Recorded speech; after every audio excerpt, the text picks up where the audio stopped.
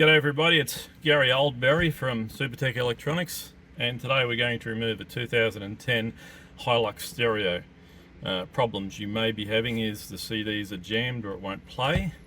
Volume control may be erratic and go up when you're pressing down and vice versa. Now the tools you're going to need is a plastic spudger, a 10mm socket and a Phillips head screwdriver. Let's get started. First thing I'm going to do is remove these guys. And so that I don't mix them up, I'm just going to put them in order. I think they're all the same, but it doesn't really matter. Then I'm going to start at the top. Actually, I'm going to use my fingers and just pull that out a little bit. Just a little bit. Don't pull it all the way yet because there is a screw down the bottom. And we're going to remove that Phillips head screw and put that somewhere safe.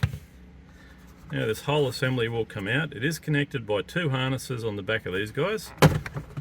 So don't pull it out too hard. We're going to unplug those and get it out of the way by doing that. And same with the bottom. It's got a little clip at the bottom. There we go. We're just going to put that out of the way for the time being.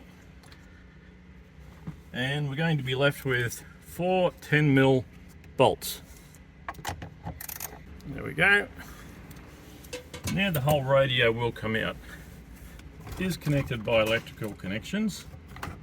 So we're just going to gently bring it forward. We're going to press that pin and pull it towards the front of the car.